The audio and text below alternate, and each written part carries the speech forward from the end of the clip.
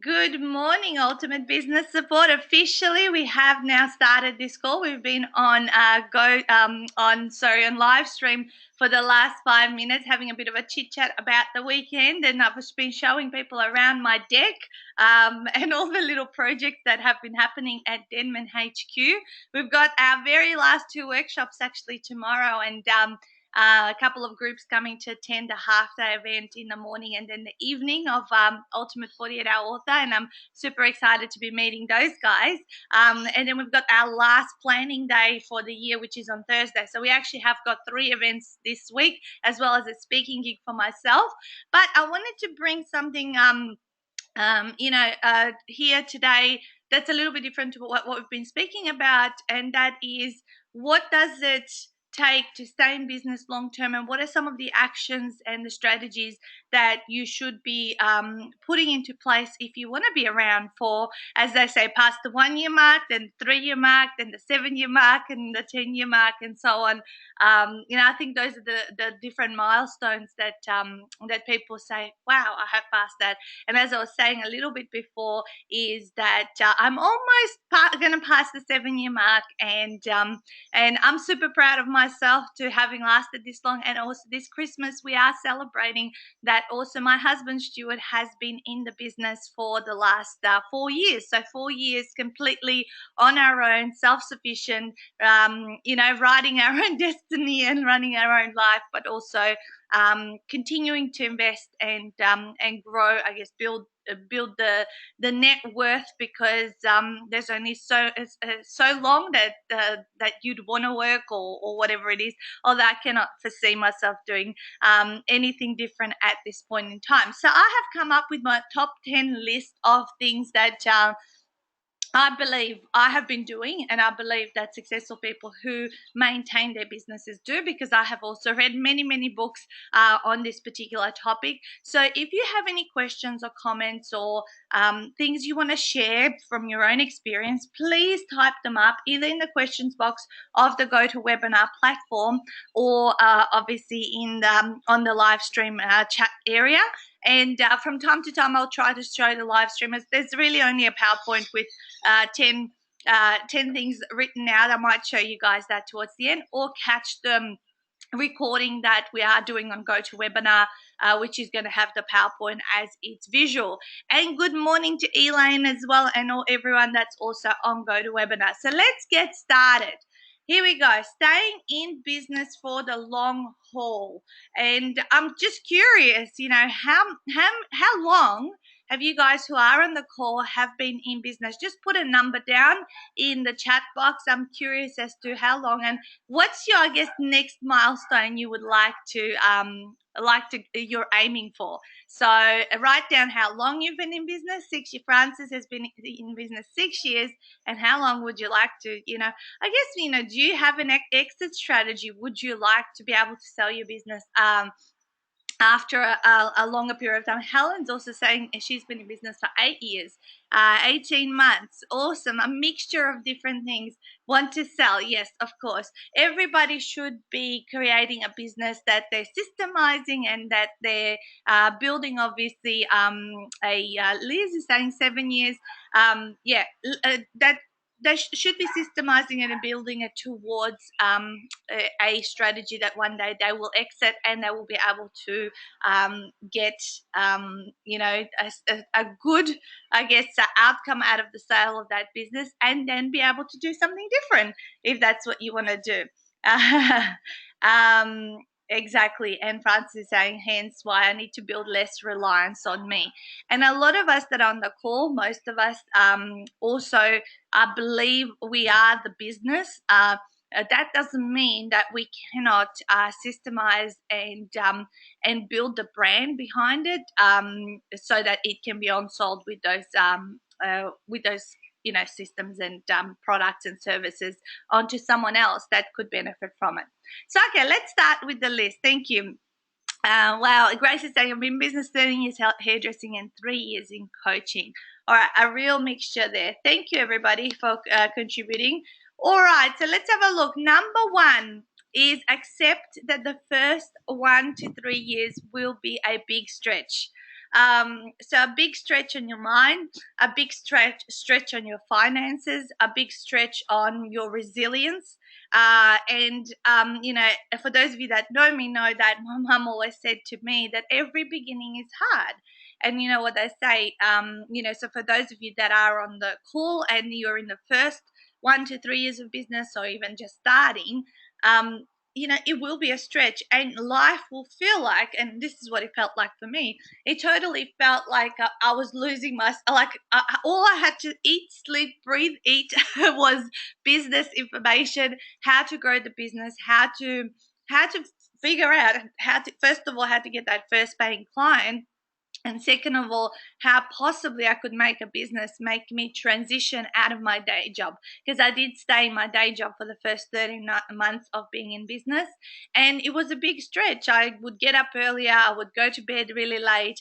I wouldn't have any weekends. For me, I didn't take any holidays for a couple of years. The first 2 years, which was like, for those of you that know me, I go on holidays every 3 to 4 months. And for me, that was super, super, super long. And so number one is that if you're in that first starting stage, is to accept that those first 1 to 3 years are going to be a big stretch, in many different ways, emotionally, financially, physically, all of that kind of stuff. So that's my number one thing, because a lot of people tend to quit within 9 months of starting. That's kind of this breakdown point where they're so excited, they're so passionate, but they've passed that, say, honeymoon period of the excitement. And there's obviously the different stages. There's the honeymoon period, there's routine, and then there's mastery. And the routine part is the longest one. Honeymoon can last, anywhere between 3, 6, 7 months. I think in business, and we're not talking relationships here, but then it gets into this routine of trying this and trying that, and you get into a routine, and that's the longest period I believe that you need to stay and progress through. And I believe I'm still in routine in my business, almost 7 years in, and I think maybe past the 10-year mark, I can say, look, I've reached the status of mastery, because I'm always looking for different ways to improve, and that never stops. It's that constant and never ending improvement. So it will be a big stretch, and people do need to push through those first 9 to 12 months, because usually you most likely would have grown significantly as a person. It's just may not show in your bank balance, and that's the thing that disheartens people and says, this is not working and I want to quit, and obviously I'll just go back to a day job. All right, let's go on to number 2, because I'm just going to pace myself. We've only got half an hour, and I could probably spend a good half an hour talking about on each and every single one of your of these points. Francis is saying, after 6 years, it's still not showing in my bank balance. Okay, well, sometimes that could be. That could be the case, or and then that's why, Francis, you're doing something different to change what your outcome is, so that you can have a more profitable business and sell it. So number 2, you guys, it's get to know yourself, do personal development daily.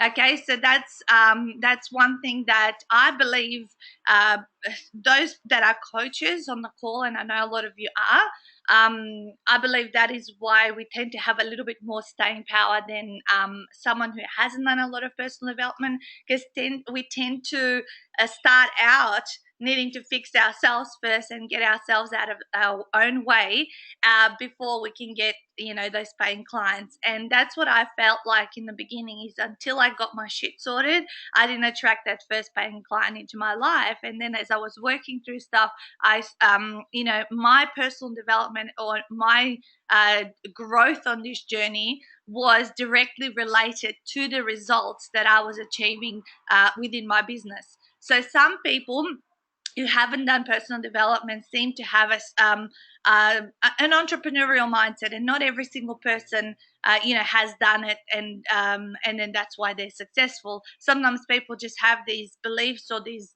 this way of being, and it could be, you could call it a talent of the way they think, that makes them a success. But for most of us, we are not blessed with those talents or those traits, and we need to get to know ourselves and where our limitations are, and where we're putting blocks in our journey. So, practicing appreciation, gratitude, writing your goals, doing affirmations, that's all of those things that I have done and still continue to do daily, but also reading lots of books. So I'll either read mindset, personal development books, sales books, or business related, growth and marketing books. Those are my three genres that I actually enjoy reading. And every time I read something, I put it into action. That's what happens to me with the hypnotherapy. Yep. So if you're not, if your bank balance, okay, I'm not going to talk about money on this call today because it's going to be about mindset, because a lot of stuff is coming up about finances. How about next week's coffee chat? We actually talk about the financial side of business and what to do when things not moving, or staying the same, and things like that. So just if that's okay with you guys, write that down, and I can bring that as a topic next week, because I think we keep going back to the bank balance stuff, and we can talk about that next week. Would that include reading personal development books or business books, or some sort of course webinar? Yeah, Francis. So reading books, you could watch YouTube videos. Like from time to time, I'll pick up some videos from people that I like to follow that talk about mindset and personal development, because every time I listen and read something, it ends up being relevant to what's happening in my life at that time, and I just take action on it, or I have an aha moment. Hey Scott, nice to see you on the call as well. So yes, absolutely, it's a number of different things that you can do to develop your personal development. Someone has just started mowing their lawn. Can you guys tell me if you're getting some the noise at your end? Otherwise, if you're not, then I'll continue. Otherwise, I'll have to go inside the house, away from my deck. All right, number 3 is invest in yourself regularly, especially developing your sales and marketing skills. Because without sales and marketing skills, you are not going to have that bank balance show in a positive, or grow in a positive direction. Okay, Elaine said yes. I would love to get some points of that. No noise. Thanks, Donna. Thanks for letting me know. Sales and marketing are really the core of what's going to keep your business alive. And I believe as much as we invest in developing our own skills, in terms of what we are an expert in, we absolutely must develop our ability to sell, because otherwise we won't have a business and our bank balance will stay the same, or go down on a downhill slope year after year. And then, of course, marketing, so people are hearing about you. Hey, Tanya, nice to see you on the call as well. So investing, so one is invest in your time to develop yourself personally, then invest, of course, in yourself regularly to develop your sales and marketing skills.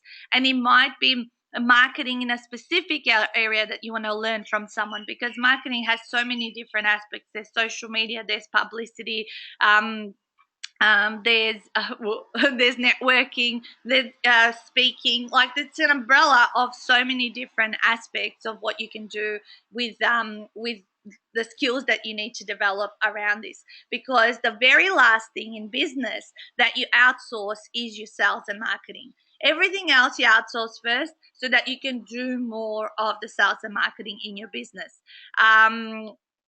Totally agree, Nat. With the coming in of content marketing, we have to continue upping our game. Absolutely, that's from wisdom.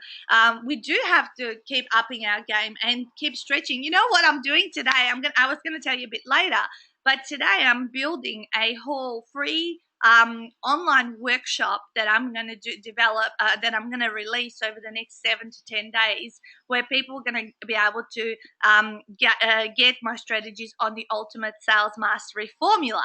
So that's all content that I'm just going to be releasing, and takes a lot more time. But in order for people to like us and trust us, we need to be delivering content. If we're always just going, do you want to buy this? Like, hang on a second, you haven't established any value with me why I should buy this. Give me something to see what that would look like, and therefore I'll consider if I really want to buy that. All right, step number 4. How are we going? Okay, halfway through, and I've got 7 steps to go. All right, learn to love your numbers. Okay, cash flow is king. I'll show people on the live stream my little PowerPoint here. So cash flow is king. Again, we're going back to the bank balance stuff, and why may not be in a positive direction, and we will expand on that tomorrow. Next Monday. However, if you don't know how to measure what's coming in, what's going out, if you're not really, really, truly aware, how do you know how much money you can invest in perhaps paid advertising or marketing and things like that, so that your business consistently grows? So when I started out, I used as simple as a spreadsheet that would have the week beginning and week end date.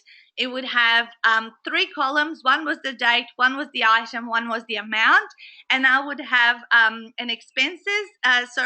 income at the top and expenses at the bottom. I would put in every single day. Well, at the end of the week, I would sit down and write in everything that came in and everything that went out, and then what the balance of that week was. And then I would print it off and put it in a little display book. And I did this for the first 2.5 years of my business. It got into the habit of weekly understanding what's coming in, what's going out.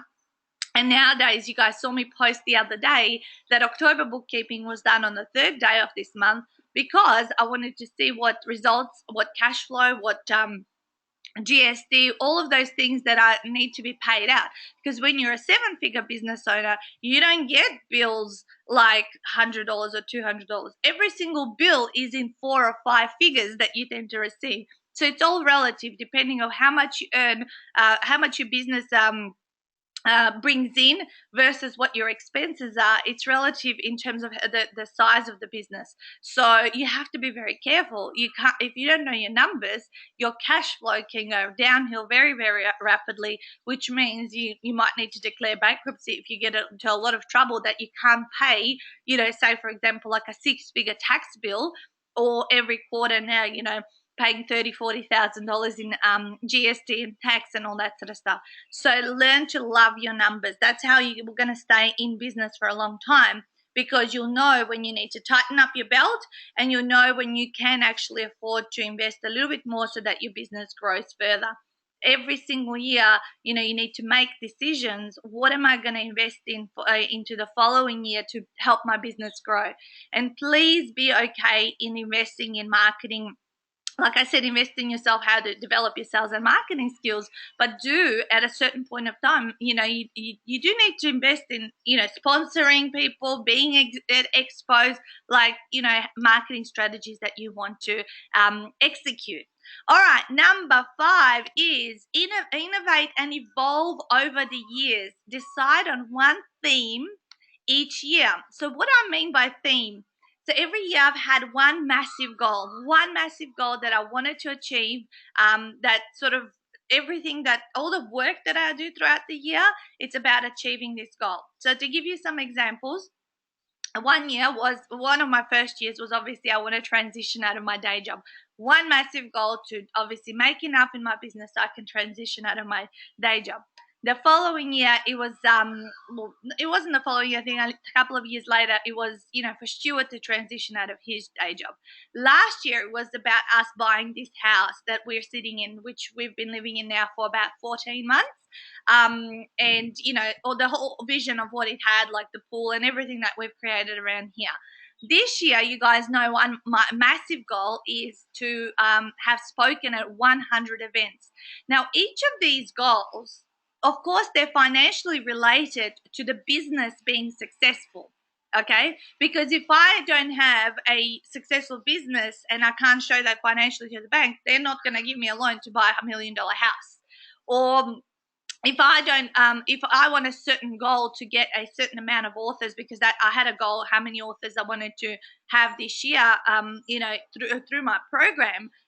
But how is I going to get those authors? By doing the 100 speaking gigs and getting out there and meeting people and establishing value all along the way. Next year, my theme is USA because I'm going there. I've got a speaking gig in Canada, and there's some other international speaking gig that I'm not allowed to say anything yet about. But also, all the plans are being put into place and working towards, launching in the US. So every year for me, it has a theme. What's my one thing that everything, like I'll have other goals, but one massive goal that I just absolutely, it's a non-negotiable that I want to achieve. And it scares me that, it really scares me, when I say and declare that on the 1st of January every year, going, by the end of this year, my husband would have quit his day job. By the end of this year, I would have stood up and spoken at 100 events. By the end of next year, I would have gone to the US and successfully launched my business. So that's what I do year after year. So keeping it really, a little bit different, a little bit of a different focus. Like next year, I'll probably still speak at probably 100 events, but it won't be my focus. I won't be doing the counting the way I've been doing the counting this year and putting up all the progress and things like that. Everything will be towards the journey towards the US next year. Thank you. Thanks, Grace. There'll be lots of travel involved, so I'll be enjoying this 2 months at home now. All right, guys. Number 6 is plan your marketing ahead of time, because ad hoc kills your flow. Okay, so I always have to feel like there's something in my pipeline. So what I mean in the pipeline, that things are coming up, that there is going to be a potential of sales, of conversations, of things, that the hustle and bustle of, yes, this is coming up. I'm speaking to this person that might eventually do into that. So this is what happens this is why these planning days that I do at my home in October and November each year is I help people set up their year ahead of time so that they can see how everything's going to unfold. Now, it's up to them, obviously, for them to execute that plan. And I always say, what gets scheduled and planned gets done. Don't veer off from that. Don't change it. Don't work week to week, because I realized after the first couple of years in business that I was actually doing ad hoc. My pipeline would empty, and I would realize, oh shit, I need more clients, I need more prospects, and I'll start doing marketing. And then it'll go good for a while, and then I'd stop doing it. And so, which means that you never stop marketing or selling, because your pipeline needs to continue to be full so that you have that steady flow of clients. And that's how your business ends up being sustainable and saleable at a point in time, because it's got this regular flow happening. So plan your marketing ahead of time. Right now, you should all have planned 2017. If not, in the next 2 weeks, you need to do it. Not in December, when things are more family focused and your pre-Christmas period is happening and all that. So that's why I have already 2017 is all mapped out of what it's going to look like. All right, number 7 is collaborate and leverage through other experts. What do I mean by that? Because doing things on your own can be a long, long road. It can also be very slow and exhausting. So why not, when you have grown to a certain point, start reaching out to people who are of the like position or even higher than you, and start collaborating and leveraging through their list, through their through the relationship that you have built, because that's when you get a lot more oomph for your effort, because other people are promoting you. So the couple of people that I collaborate with closely, you guys know my sister from another mother, Francesca Moy. She's introduced me to so many people in her community who already have her trust, and vice versa. I've done the same for her. Kylie Ellis, who I did her retreat and she did mine. She's the automated marketing and publishing queen. she has helped me and is helping me right now, plug in all my online course for Ultimate 48-Hour Author. And I don't do what she does, so I can, refer people onto her, vice versa. She can do the same towards my way. And these are a couple of relationships that are so relevant, but in no way do we feel like we're in any competition, and we're always looking for ways and opportunities to help each other out. So collaborate and leverage through other experts is number 7. Number 8 is a big one, and that is have an abundance mindset.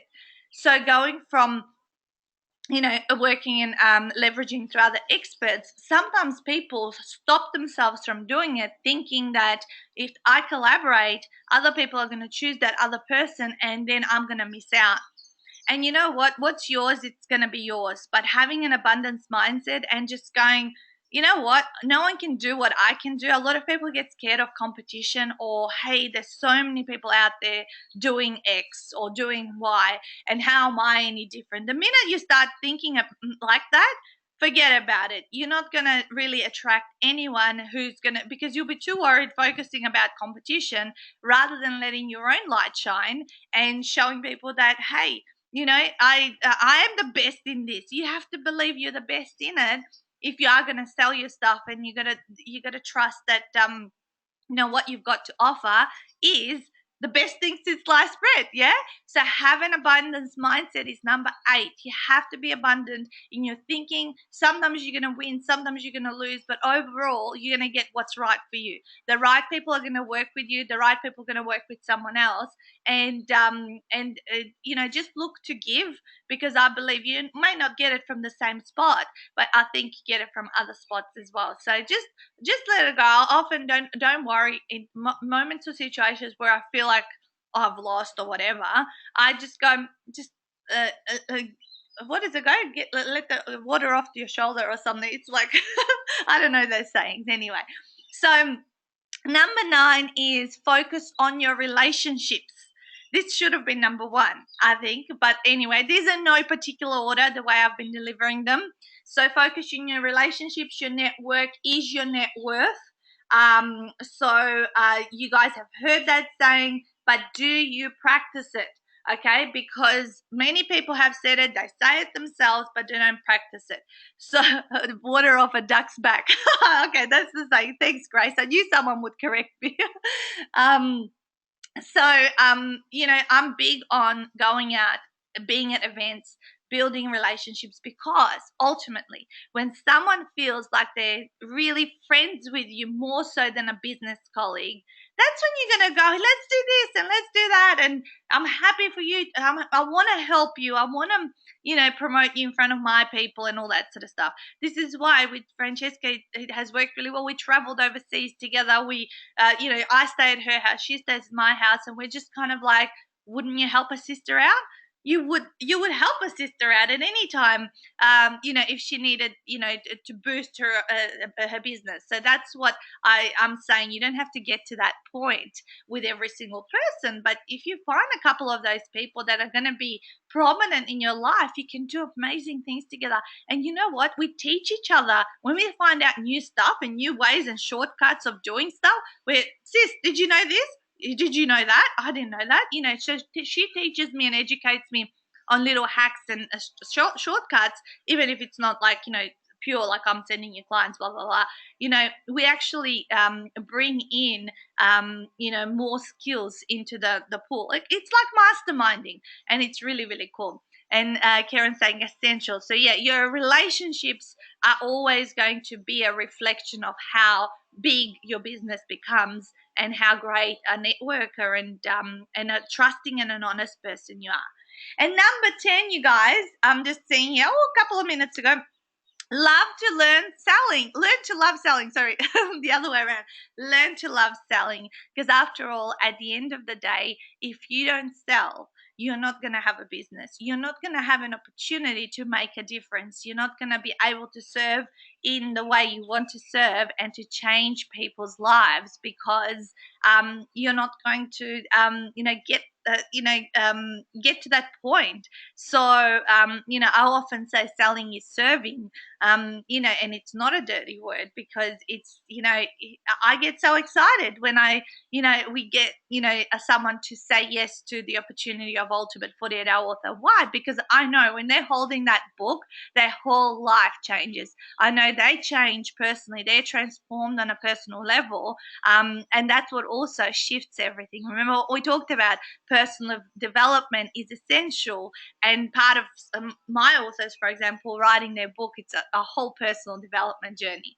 So as we're wrapping up, guys, I hope this has been valuable, and we're going to do the money thing next week. But I wanted to tell you about the Ultimate Sales Mastery Formula. So this is a free online workshop that I'm going to be delivering over the next 7 to 9 days. And it's going to begin on Wednesday, because I'm doing filming for it this afternoon or evening. I'm getting my hair cut, so I'm going to be all with fresh hair in the videos. So this Ultimate Sales Mastery Formula is completely free. It's going to be a series of steps, and it's an online workshop that I will be just bringing out to my database, but also through anyone that wants to be part of it. So it will start on Wednesday. So what I need to do is obviously see who wants to be part of it, and to get this amazing content that I'm going to be pulling together for you guys. Yeah, I've unpacked it. Now I'm just going to film it, and it's going to be video, so you're going to feel like you're with me. And it will start 9th of November. So you need to just private message me if you want to become part of that, free workshop. The next thing is, this Thursday is our very last planning day for 2016. We do have one last live spot left. That is, one person can come and be at our home. That's a little picture of our home. The investment for this live workshop and planner and food for the day is $597, but we are also having a live stream version. So we have one person coming on live stream. If you want a live stream for the whole day, it's $97 for the live streaming version if you want to be part of it. So you need to private message me about that. And my very, very last quote, this is one of my most favorite quotes that I came across when I was starting out in business and in those first 1 to 3 years. And that really made me realize, oh, okay, this is what I need to do. And that is that entrepreneurship is living a few years of your life like most people won't. So, putting in all the work, the massive, no holidays, sacrificing quite a few things so that you can spend the rest of your life like most people can't. And I have to say, I'm a living and breathing proof of that. That's true, and it works. And stretch yourself and do the best thing. And I hope to be here, and I will be here. I promise you, because I won't let it go any other way. That I will celebrate 7 years, and then my next milestone will be 10 in the business after that. I hope that wish you a long-term success in your business, and I shall see you all next week. And we will talk about the bank balance and the cash stuff if you, as that has come up quite a few times. So have an amazing Monday. Go and hustle. I'm going to go and get ready for a few things for the next retreat. And then tonight I'm filming the Sales Mastery Formula workshop, online workshop. I'll talk to you guys soon. Bye.